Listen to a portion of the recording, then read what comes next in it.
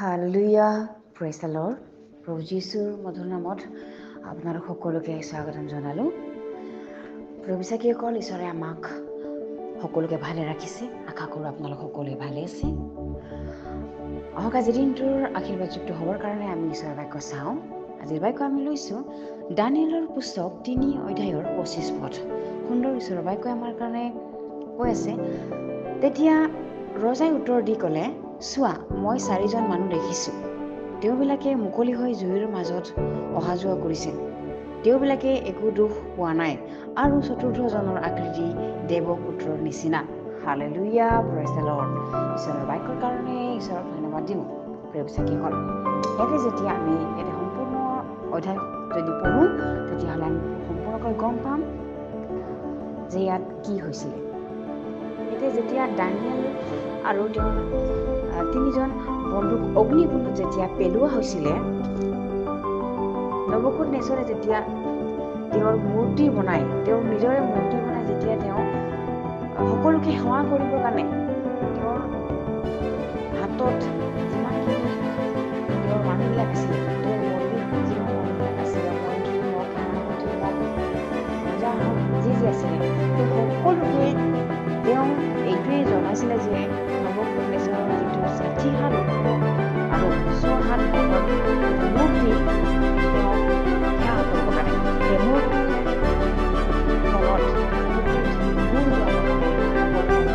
তলত কৰাইছিলে। কিন্তু যেতিয়া দানিয়েল আৰু দানিয়েলৰ বন্ধুকেইজনে ঈশ্বৰৰ আগত প্ৰাৰ্থনা কৰিলে আৰু তেওঁলোকে মান্তি নহ'ল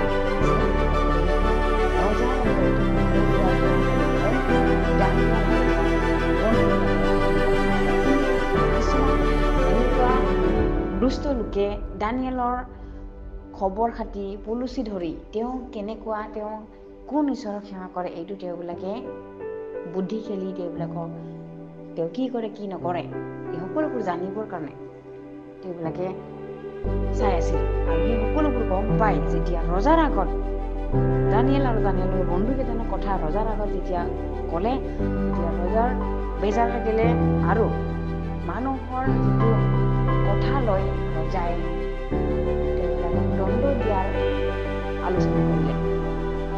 ৰজাই বেজাৰ লাগিলে, ৰজাই দানিয়েলক মৰমো কৰিছিলে, চেনেহ কৰিছিলে, তেওঁক দণ্ড দিয়াৰ ইচ্ছা নাছিলে। কিন্তু মানুহবিলাকৰ কথাত মানুহবিলাকে জোৰ কৰিলে, বাধ্য কৰালে যে দানিয়েল আৰু দানিয়েলৰ বন্ধুকেইজনক দিব লাগে, কিয়নো তেওঁলোকে মূৰ্তি সেৱা পূজা নকৰিব। তাৰ কাৰণে দানিয়েল আৰু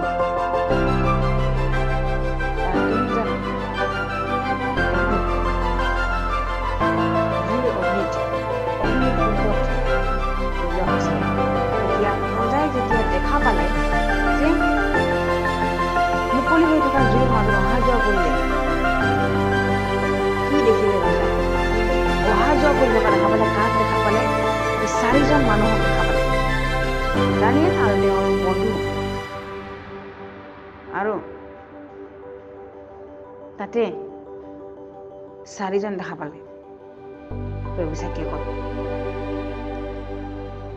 আৰু ৰজা দেখি আচৰিত হ'ল। কিয় হ'ল?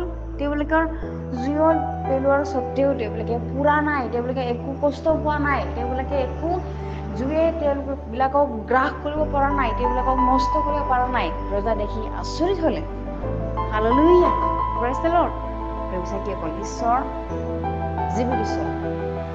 যদি তেওঁ আমি গভীৰ কৰি গ্ৰহণ কৰোঁ, তেওঁ আমাক গভীৰ কৰি লয়। হালেলুয়া।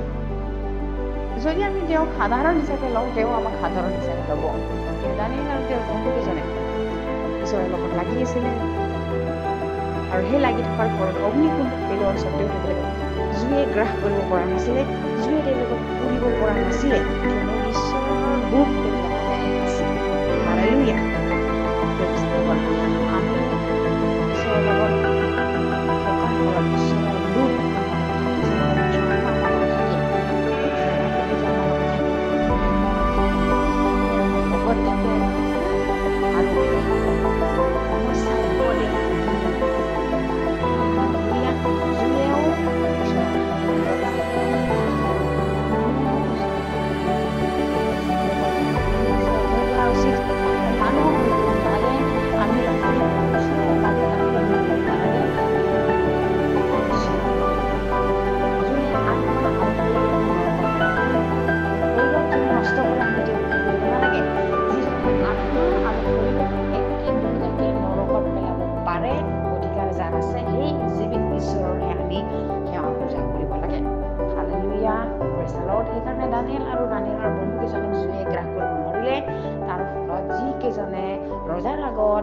দানিয়েল আৰু তেওঁৰ বন্ধুকেইজনৰ বিষয়ে জুমুলি লগাইছিলে তেওঁবিলাকে হাৰিলে।